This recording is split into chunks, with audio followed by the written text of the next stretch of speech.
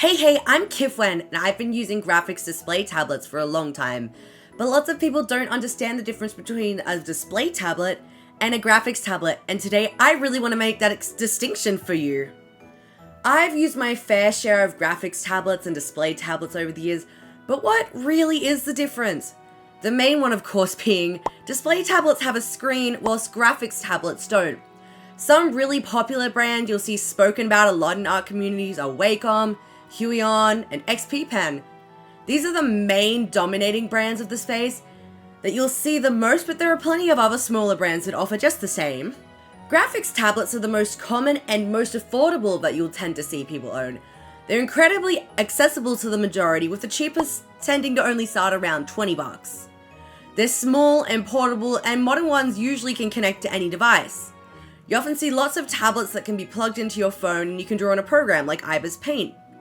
Display tablets are usually the ones professionals or extremely passionate hobbyists use. Personally, the majority of my art is done in a Wacom Cintiq. Their price ranges of these jump way up in entry point, usually starting around a few $100s for a basic one depending on the brand. There's two different types of display tablets too, touch and not touch. Touch allows for you to zoom in with your fingers and have a reactive experience like an iPad, whilst no touch requires keyboard shortcuts or other buttons that are usually present on the tablet. I personally use a touch tablet, but they're significantly more expensive than non-touch ones. Non-touch displays are more like a monitor that you're able to use a tablet pen on. Tablets were designed to specifically be used with a computer. Although that is changing now and can be plugged into some mobile devices, they're still made for PC and to be used for registering with professional programs. And if you've ever heard about drawing tablets, you would have heard of Wacom. They're basically the big brand that dominates the industry. Wacom is the industry standard, so it's what most people go to buy, but it isn't really your only option as just a hobbyist.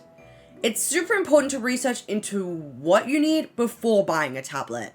Thankfully, to the kind people over at Parblo, they sent me a graphics tablet to review, so I'll be using their Parblo Intangbo SW for illustration with the graphics tablet. The Pablo Intangbo SW has wireless connection, a battery-free pen, shortcut keys, and plenty of support for Mac, Windows, and Android devices. I'll be talking about this more later in the video. I decided I wanted to make two big illustrations, which I come to regret later, to test my limitations with using two different tablets. So I set out to create something with lots of people.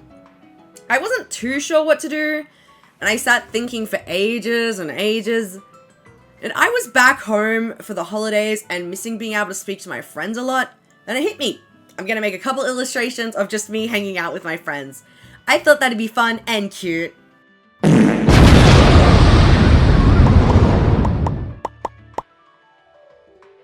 Whatever I set out and did here with drawing on my display tablet, I would set the goal for the other.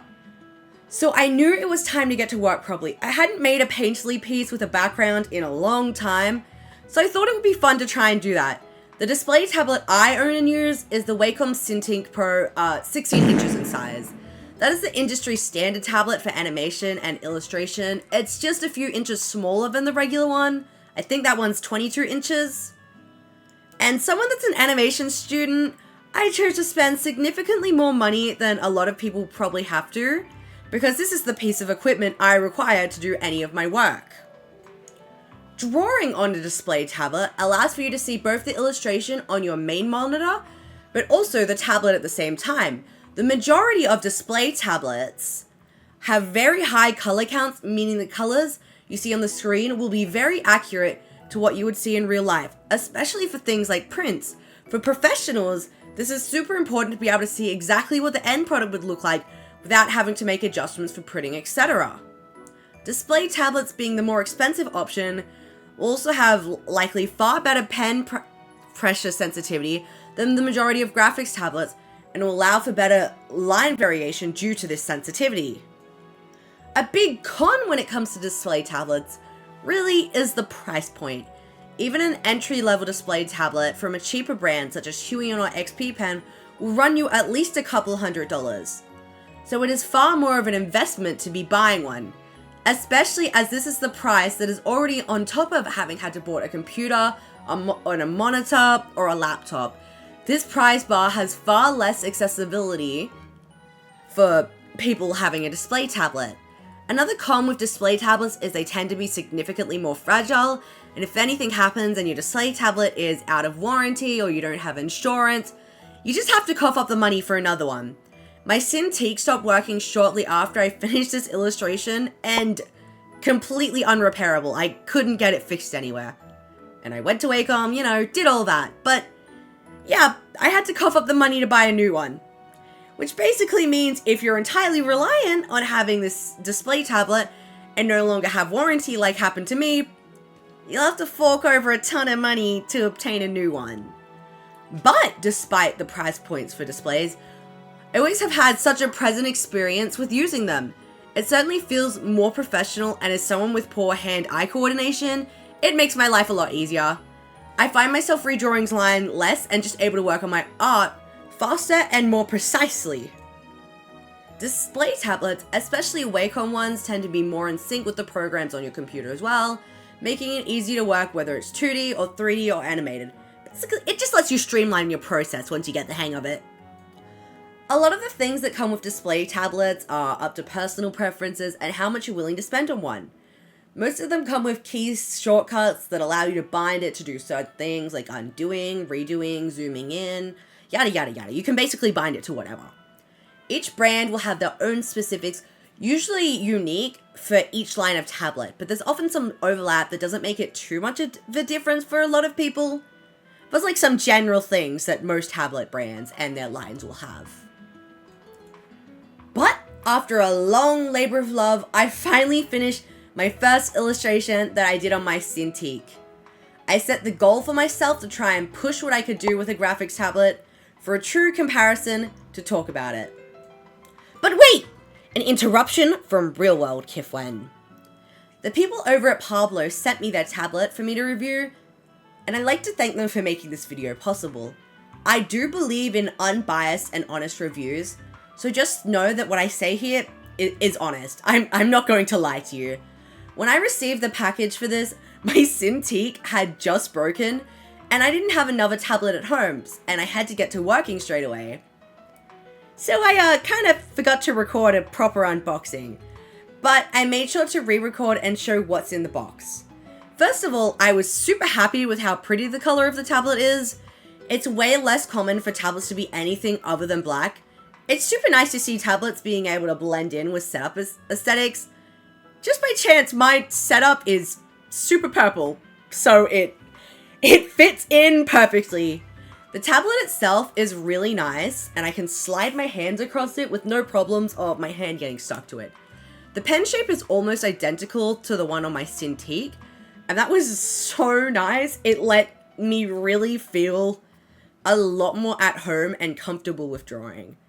I found that the Pablo really sticks up to other bigger tablet brands, and it's cheap, it's affordable, and it's good, and I'd really recommend checking them out if you're looking for a graphics tablet. Now back to the drawing. I set the graphics tablet up and immediately ran into a problem again. I didn't know what to draw, so I frantically messaged my friends asking them.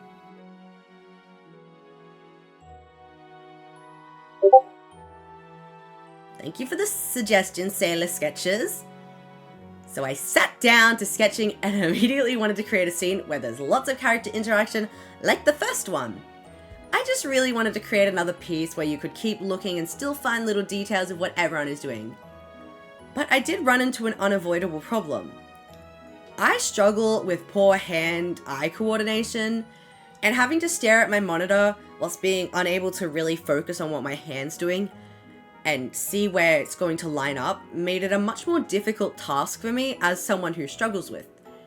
And it was actually more so than I thought it would be, because I forgot I struggle with graphics tablets a little bit. This did bring up a really crucial issue when it comes to using graphics tablets over display tablets. Despite being significantly more affordable, they might not actually be as accessible for people like I found. It's definitely less accessible for me to be using and drawing on. They also take lots more getting used to and training your brain to draw with it. It's an unfortunate con, that I have to completely learn something here, but it's what I set out to do, and it's what I knew I had to do. And despite my personal struggles and frustrations due to my own physical limitations, I was definitely having fun with this piece. Also, the scroll wheel on this tablet was so fun. I kept getting distracted by it. I just kept going, zooming in and out and in and out and in and out. And I found the more buttons on a graphics tablet, the better it is, and you have to move away from drawing less and you don't really have to focus on your keyboard shortcuts. It's super helpful, especially when they have a scroll wheel. Seriously, if you're getting a graphics tablet, look for one with a scroll wheel. Scroll wheels are sick. It's actually so great. As I kept going along drawing, I did find myself getting more and more used to using the graphics. They just have a far steeper learning curve than what starting to use a display tablet is. It's like learning to use a computer mouse for the first time when you're a little kid. Because I have used other tablets before and I've used graphics tablets before, it was kind of just reteaching myself, getting back into the rhythm of it. Whilst trying to do that, I started doing my artwork in more of a cel-shaded style, that I more normally draw in. But I ended up not being happy with how that was looking, and I was super frustrated because I thought, this is not a fair comparison. I can't do that. So I went back to the drawing board, drawing tablet. I started drawing it again. I just went back in and started to paint my sketches. Then after many, many more hours of work and playing around with it, I had it. My 2 finished pieces, one done with the display tablet and one done with the graphics tablet.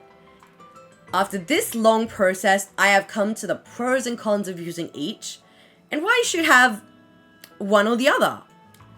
For a graphics tablet, the pros are it's affordable, it's a great entrance point for beginners.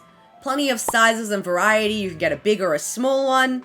They're super transportable, and they tend to require no power source, so you can just plug them straight in with no issues.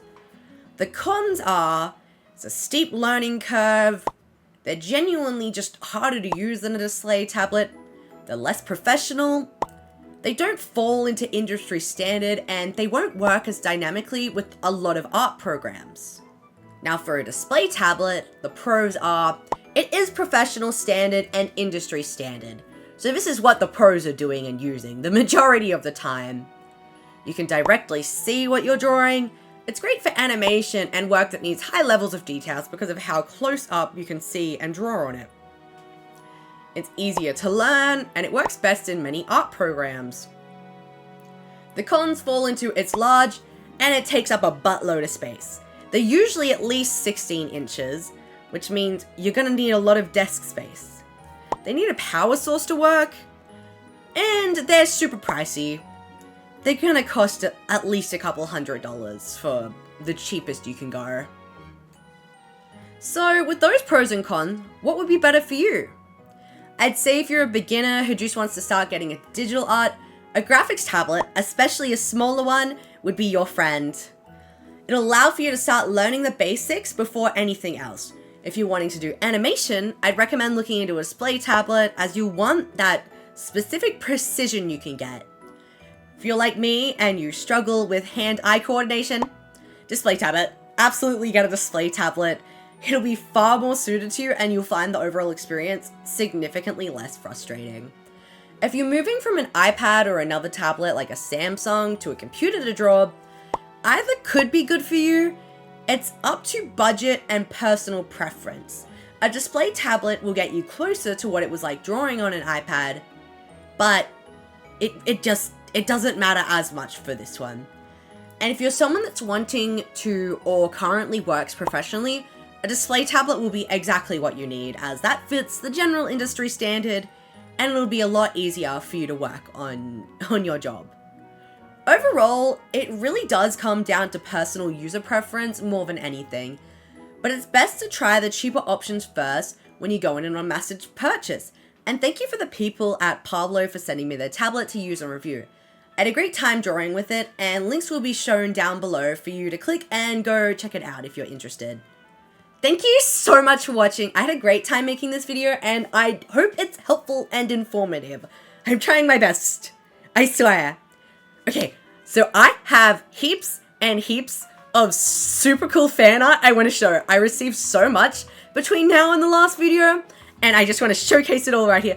Look at all of these! Aren't these so cool? Like, this is sick! I literally love every single piece I'm sent. It's amazing. Thank you so much. If you have any fan art you want me to see, tag it to me on any of my social medias like Instagram, TikTok, YouTube. They're the main ones I check. Or you could send it in the fan art channel on my Discord server because I have a server now. Come join in. I'll be running events and other fun things, and I just love talking to people in there. Alrighty, thanks for watching. Bye bye until next time.